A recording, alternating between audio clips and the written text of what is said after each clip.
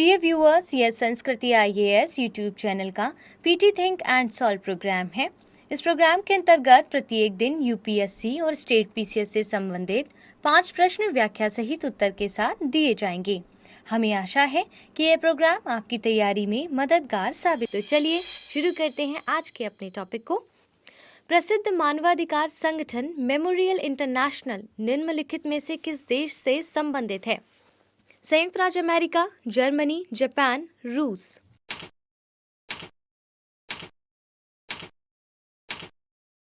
सही उत्तर है option D.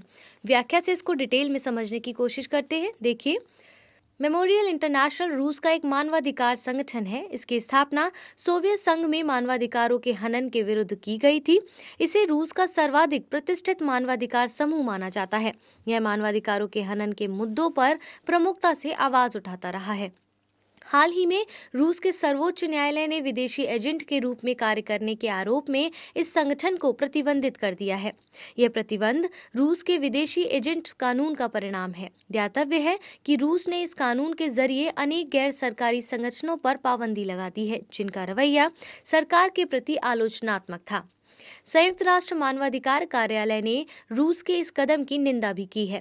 कार्यालय ने कहा है कि इस कार्रवाई से रूस में मानवाधिकार संगठनों की स्थिति कमजोर होगी। इस प्रकार इसका सही उत्तर क्या था? Option D. दूसरे प्रश्न की ओर बढ़ते हैं। वस्तु एवं सेवा कर क्षतिपूर्ति के संदर्भ में निम्नलिखित कथनों पर विचार करिए और बताइए कि कौन सा कथन सही है। यह केंद्र सरकार द्वारा राज्यों को किया जाने वाला भुगतान है। इसके लिए क्षतिपूर्ति कोष का भी गठन किया गया है। केवल एक, केवल दो, एक और दो दोनों, ना तो एक ना ही दो।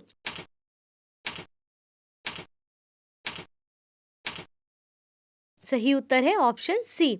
वस्तु एवं सेवा कर के लागू होने के बाद अनेक ऐसे कर जो राज्यों की आय के मुख्य स्रोत थे, वे इसमें शामिल कर लिए गए हैं। इससे राज्यों की कर आय में कमी आई है। इस कमी की भरपाई के लिए वस्तु एवं सेवा कर कानून में प्रावधान किया गया है। इस क्षति का भुगतान केंद्र सरकार द्वारा किया जाता है और इसलिए कथन एक सही है।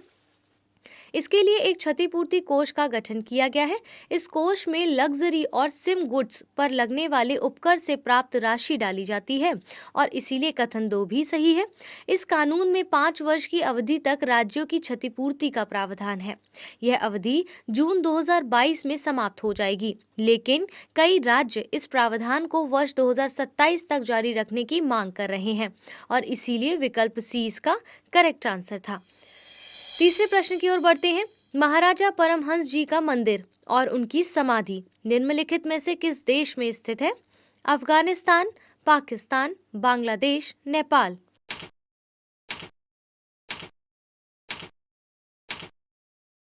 सही उत्तर है ऑप्शन बी। व्याख्या को देख लीजिए कैसे क्या है इसमें। महाराजा परमहंस जी का मंदिर और उनकी समाधि पाकिस्तान के खैबर पख्तूनख्वा प्रांत में स्थित है। यह मंदिर 100 वर्ष से भी अधिक पुराना है। परमहंस जी महाराज के एक प्रसिद्ध हिंदू संत थे। वर्ष 1919 में इनकी मृत्यु के बाद यहीं पर इनकी समाधि और इनको समर्पित एक मंदिर बनाया गया था। देश के विभाजन के बाद भी यहाँ भारत सहित अन्य देशों से बड़ी संख्या में हिंदू श्रद्धालु पहुँचते रहे हैं। वर्ष 2020 में एक कट्टरपंथी इस्लामी पार्टी के लोगों ने इस मंदिर और समाधि को काफी क्षति पहुंचाई थी। इसके बाद पाकिस्तान के उच्चतम न्यायालय ने मंदिर की मरम्मत करवाने के निर्देश दे दिए थे। हाल ही में मंदिर की मरम्मत का कार्य पूर्ण हो गया है, अतः मंदिर श्रद्धालुओं के लिए पुनः खोल दिया गया है और इसीलिए विकल्प 20 का करेक्ट आंसर था। चौथे प्रश्न की ओर बढ़ते हैं। अतिरिक्त न्यायाधीशों के संदर्भ में निम्नलिखित कथनों पर विचार करते हुए कौन सा कथन सही है, बताएं। उच्च न्यायालय में अस्थायी रूप से बढ़े कार्यभार के निस्तारण के लिए इसकी नियुक्ति की जाती है। इनका कार्यकाल अधिकतम 2 वर्ष तक हो सकता है। इन्हें स्थायी न्यायाधीश के रूप में नियुक्त किया जा सकता है। केवल 1, केवल 2 और 3, केवल 1 और 2, 1, 2 और 3।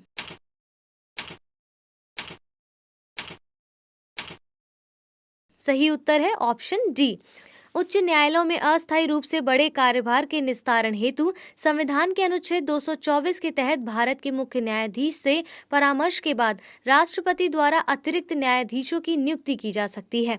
अतः कथन 1 सही है। इसकी नियुक्ति अधिकतम 2 वर्ष तक के लिए की जा सकती है, अतः कथन 2 भी सही है।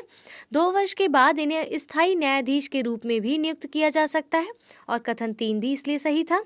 हाल ही में कलकत्ता हाई कोर्ट के एक और बॉम्बे उच्च न्यायालय के 3 अतिरिक्त न्यायाधीशों को स्थायी न्यायाधीश के रूप में भी नियुक्त किया गया है, और विकल्प डी इसका करेक्ट आंसर था। अंतिम प्रश्न को देखिए, गर्भ का चिकित्सीय समापन अधिनियम के संदर्भ में निम्नलिखित कथनों पर विचार कीजिए। 20 सप्ताह तक के गर्भ के समापन के लिए 2 चिकित्सकों की सहमति आवश्यक है। 24 सप्ताह से अधिक के गर्भ के समापन को प्रतिबंधित किया गया है। उपरोक्त कथनों में से कौन से कथन सही है?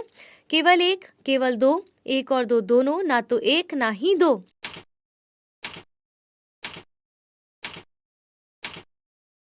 सही उत्तर है ऑप्शन बी। वर्ष 1971 में गर्भ के समापन से संबंधित एक कानून बनाया गया था। इसका उद्देश्य सुरक्षित और वैध गर्भपात सेवाओं का विस्तार करना है। इस कानून में समय समय पर संशोधन भी किया गया है।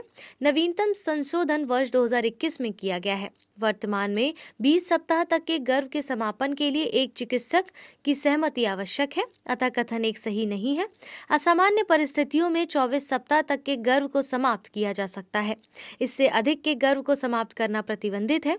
21 से 24 सप्ताह तक के गर्भ को समाप्त करने के लिए 2 चिकित्सकों की सहमति आवश्यक है, अतः कथन 2 भी सही है। हाल ही में दिल्ली उच्च न्यायालय ने एक महिला को 28 सप्ताह के भ्रूण को समाप्त करने की अनुमति दी है। यह भ्रूण एक दुर्लभ जन्मजात हृदय रोग से पीड़ित था, और इसीलिए विकल्प बी इसका करेक्ट आंसर है।